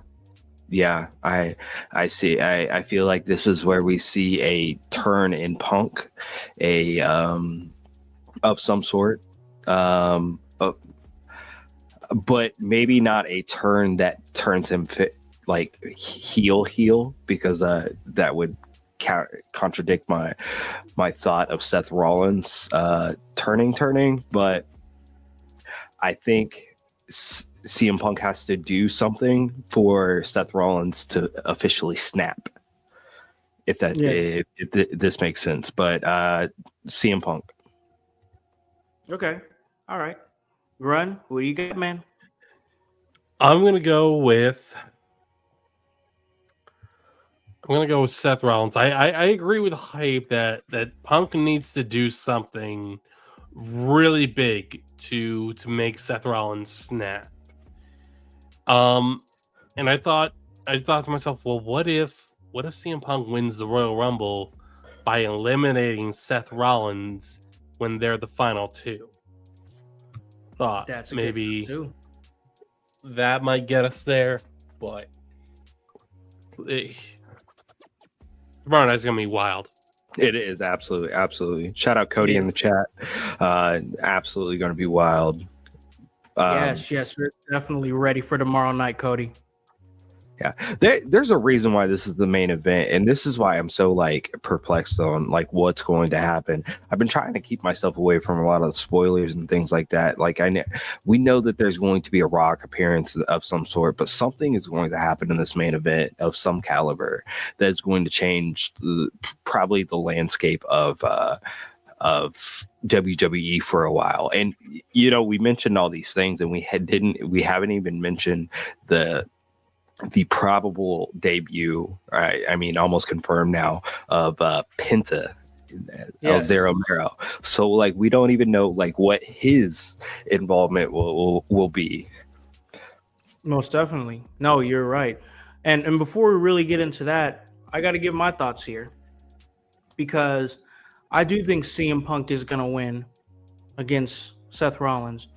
As a matter of fact, I think he's going to win clean as a whistle. Yeah, I do.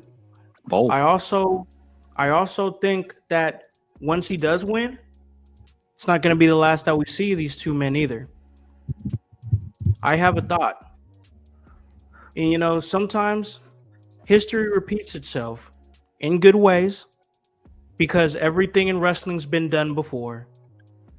And I think about dating back to 2010, back when WrestleMania 26 happened, Undertaker versus Shawn Michaels Part 2.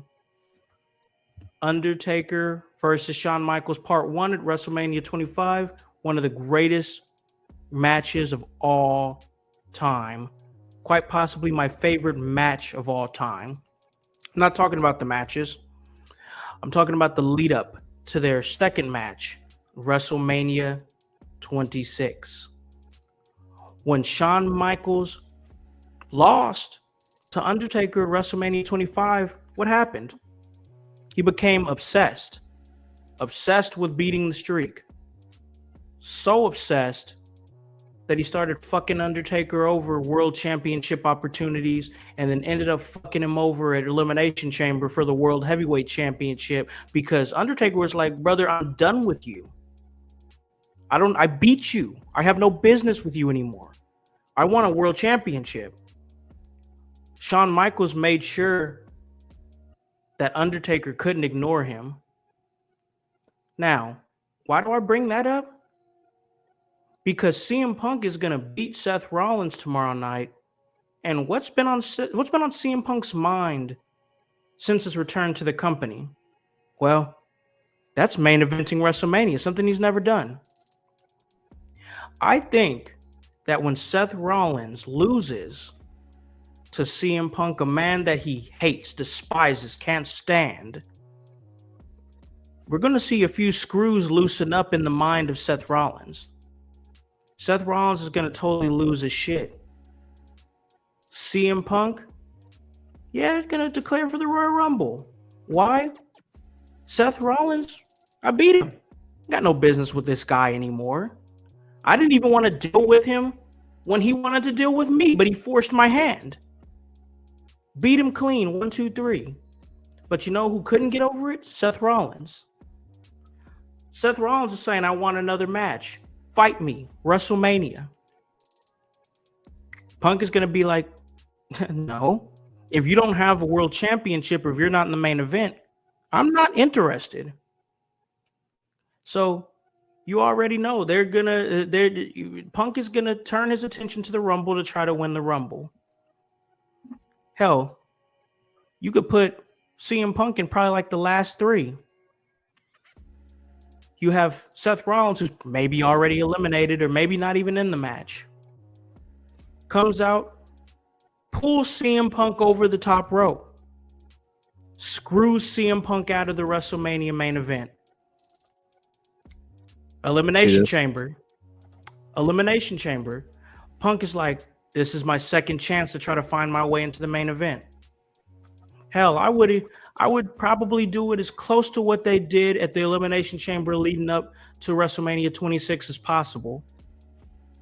You have maybe Drew McIntyre and CM Punk, the last two in the chamber. CM Punk might have Drew McIntyre dead to rights. Who comes from under the ring? None other than Seth Rollins to stomp CM Punk's head into the ground and help Drew McIntyre secure his way to WrestleMania by beating him in Elimination Chamber, him being CM Punk. CM Punk now has no other opportunities to main event WrestleMania. Why? Because Seth Rollins said, "Do I have your attention now?" Every single turn that you tried to get an opportunity for the one thing that you wanted, a main event at WrestleMania, I said no, because you have to see me at WrestleMania. There's no other way. I think there's a real reality where we can see an obsessive an obsessive Seth Rollins target CM Punk and cut him off every single time he's about to taste, feel, see what it's like to experience a main event at WrestleMania. And ultimately, we'll see Seth Rollins versus CM Punk 2 at WrestleMania. I can definitely see this and get behind this in some capacity. There's so many variables to this, though. There's so many different avenues that CM Punk has right now to go gain his WrestleMania main event. Let's not forget, Paul still owes him a favor, and Yes. Depending on how Monday ends for Paul, he may be able to give CM Punk the biggest favor of all. But a lot will have to come to that. But I do definitely agree with the fact. I think the consensus is that CM Punk does need to win, and it for the biggest reason, he needs to win so Seth completely snaps, completely loses his shit, becomes even more obsessed, because I think that is the overlying loop of CM Punk. This is what he does to people. Just think of Drew McIntyre in the feud that they had, where that almost mirrored certain elements of what you were talking about with Shawn Michaels and The Undertaker. We're seeing this throughout this through line throughout CM Punk and his stories that he's telling and weaving and things like that. So I definitely see that. And again, that helps to strengthen my argument of the three in Drew McIntyre, Kevin Owens, possibly Seth Rollins, banding together, coming together. Yeah, yeah, for sure. Yeah, I feel strongly about the fact that we can see something similar to the lead up to Taker Michaels WrestleMania 26 between these two men. Grun, what are your thoughts on what I said, man? Or do you have any thoughts yourself on that? I think it's very likely that we are going to see something in the similar realm of Undertaker Shawn Michaels between WrestleMania 25 and 26. I can definitely see CM Punk, Seth Rollins, this rivalry turning into something like that. Absolutely. And I can definitely see it. Maybe it's all about WrestleMania 42, where Kevin Owens, Drew McIntyre, and Seth Rollins, they each get the singles match that they want to conquer whatever demons that they claim to be fighting. And you have Seth Rollins and CM Punk fight, each have something on the line. Seth Rollins is world champion, and if CM Punk loses, he can no longer wrestle. He must retire. Hey. Because I mean, like at that point, like CM Punk, like we know that he doesn't have many years left in him. His body just can't go much longer. And also for me, it makes sense in that way because Seth Rollins wants him gone. Seth Rollins does not want him in the WWE at all. He wants him out of the company, done, gone, finito, kaput. This isn't just I want to pin your shoulders to the mat, 1, 2, 3. I want to hurt you to a point that you're gone, or like you said, I have to force your retirement by beating you. This is not a competitive 1, 2, 3. Once I beat you, I've cemented my opportunity to go further up the ladder towards the WWE Championship or World Heavyweight Championship or whatever. This has nothing to do with that. This has everything to do with Seth Rollins wanting CM Punk gone, done, off the brand, out of WWE. Get out of my face, get out of my locker room. I don't ever want to see you, hear you, or anything ever again. So in that light, a forced retirement match would honestly make sense. Yeah, I could see that. Yeah, for sure.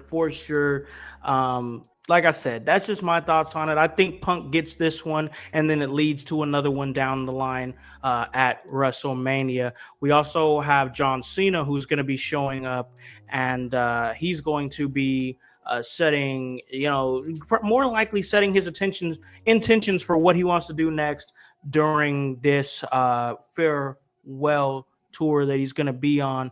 I guess we'll end it like this because we got to call this a really great episode. It's been great. Happy to be back. But I got to ask this. Do besides declaring for the Royal Rumble or something like that, what do you guys think we could see from Cena tomorrow? I mean, could we see his first one-on-one feud show up? I just can't believe that he's just going to come and be like, this is my farewell tour and I'm declaring for the Royal Rumble. Okay, later, guys. Like, I feel like something else has to happen, right? Like, any clue what you guys think could be? I mean, when we last saw John Cena, he was speaking about this last run and the things that he wanted to do, the things that he wanted to try to accomplish. I think Monday night definitely is going to lead into that. I would imagine that he is going to be declaring himself for the Royal Rumble. Probably being seemingly one of the first to do so. Correct. Yeah. I don't think we've had anybody else. I think that will definitely happen. But I think we'll see John Cena probably start to see some of the path, or see some of the meet some of the individuals in his way. Meet some of the individuals that like maybe he's taking their spots. Maybe have some interactions with maybe a Braun Breaker, I'm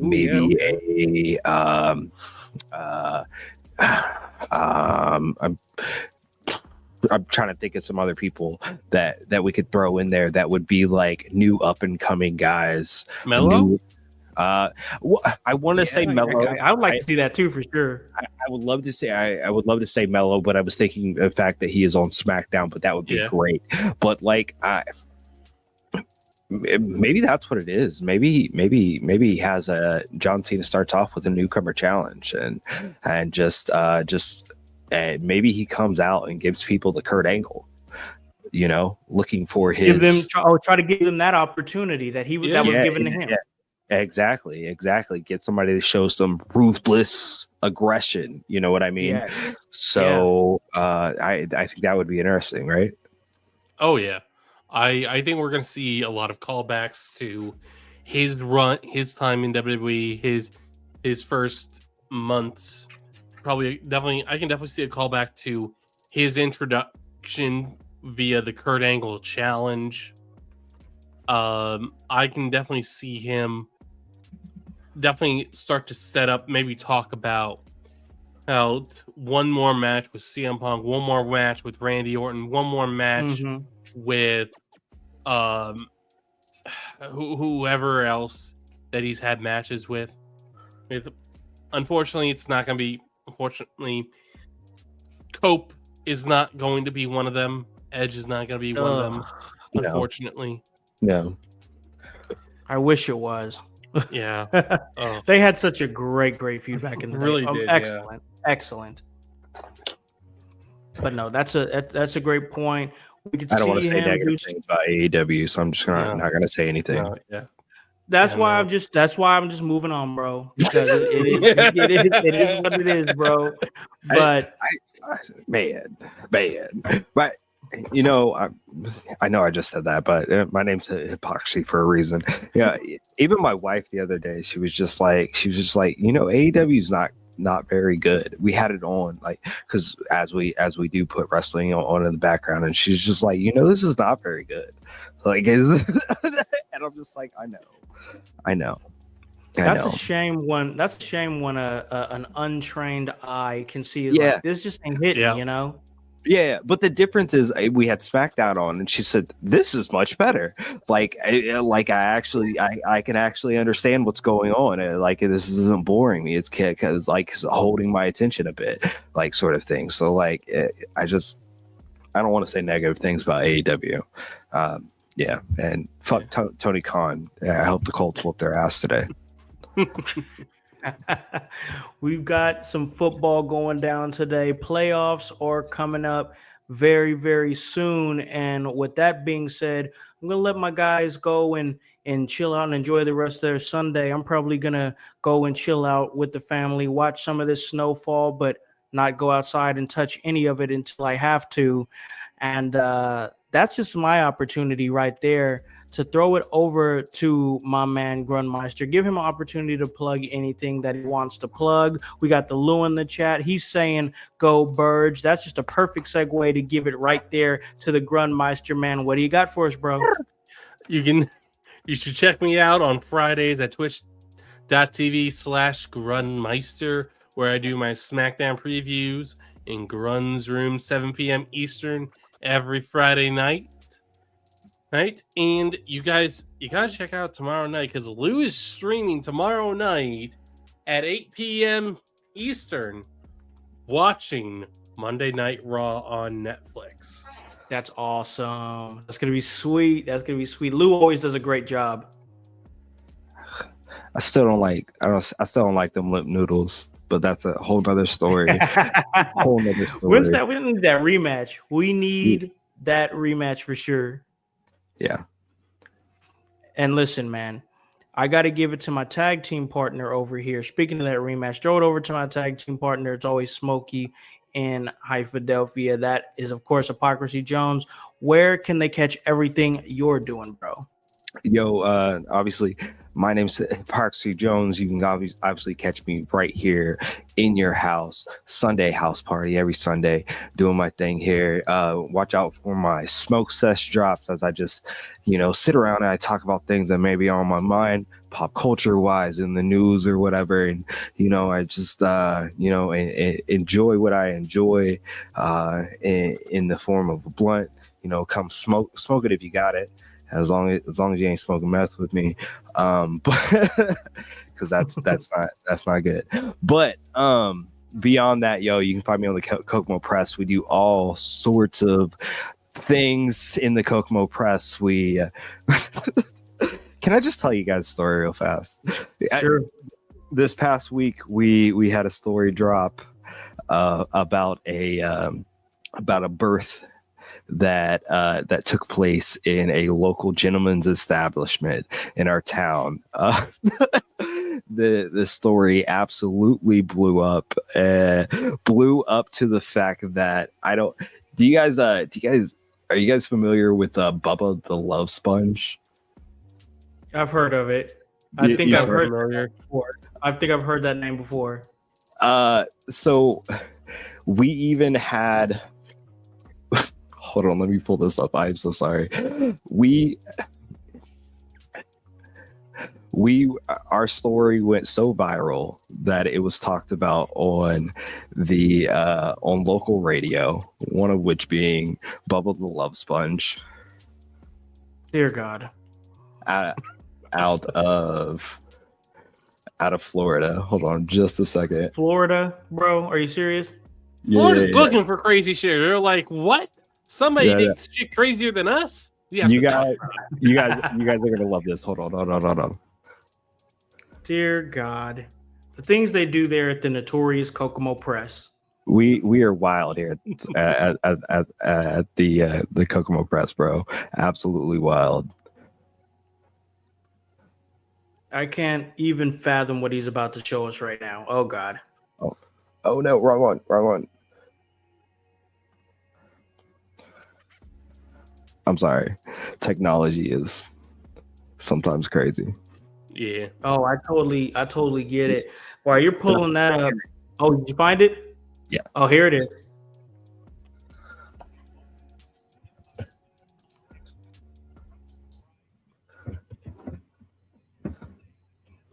Oh, do we have sound on it? I'm barely hearing anything.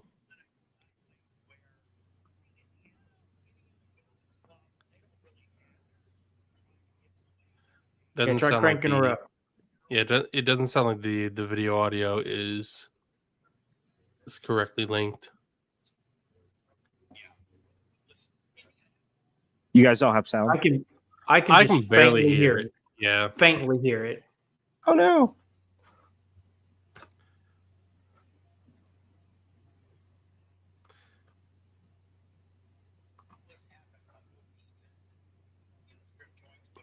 Yeah, for some reason it's just not playing here in our stream. Anyways, we had a story go viral over this week about a gentleman's club that had a birth take place during a dance. Wildest story you can imagine. Like we have so much fun at the Kokomo Press. It's so fun being a part of it. But you can catch me there. We do absolutely fun things there. Uh, you can catch me doing stand up. I have a show coming up January 24th in Kokomo, Indiana at Cooper's Pub. That's Friday, January 24th, 7 p.m. It is the Crossroads Comedy Tour. Be myself, Jordan Danger Granger, Brian Allen West, bringing some friends from Indianapolis and from Chicago into the Kokomo comedy scene, bro. It's going to be a fun time. Tickets are $11. You can scan the QR code right there if you're interested. Tickets are usually available at the door, but I don't always chance it, man, because they sell out very, very quick, man. But you can catch me there. You can catch me a little bit everywhere. My name's Hippocrates Jones, and I'm crazy. Sorry that went so long.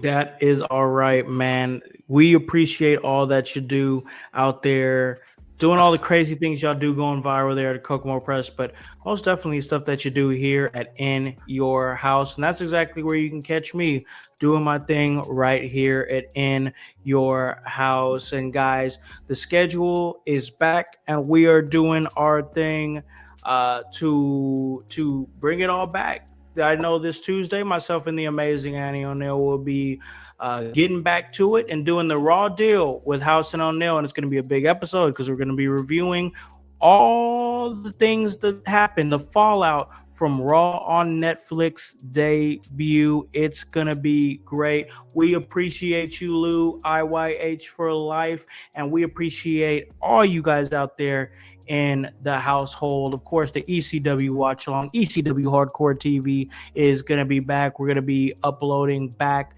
to Apple and Spotify once again. All those things going down. Once again, holiday break is over. I'm so glad that the holiday break is over so I can get back to doing what I love, and that's reconnecting with these amazingly talented people that I get a chance to connect with several times a week because it's fun stuff. But, you know, even though it is fun and we do play, we also put in that work because it's HOWSE. And the W stands for work. So for the Grundmeister, for Hypocrisy Jones, for the voice, Josh Joseph, for Divinely Designed Danny O'Neill, for the Chaos Goblin, Kevin Calloway, for Relentless Ray Larson, and of course, thoughts with the world's most dangerous podcaster, Paragon. I am Alakan, the Concept House, here to remind you to tell a friend, to tell a friend, to tell a friend to hop on this bandwagon. Get on or get gone because the household, well, we're still going mighty strong. You guys have a great day and a great rest of your week. Peace. Peace. Yeah. In your house with O'Con. Hey, O'Con in your house. Hollywood in your house. Hypocrisy's head in the clouds. Curating all kind of loud. Wrestling in front of the crowds. Paragon's holding it down. Anybody can get it. Josh Joseph standing on his decisions. He is the voice. There is no choice. We is them boys in your house making wrestling noise. Moving fast just like cruiserweight action. In your house is the perfect distraction. Pumpers in your ears when you in traction. Get this work with some wrestling action. Smoke.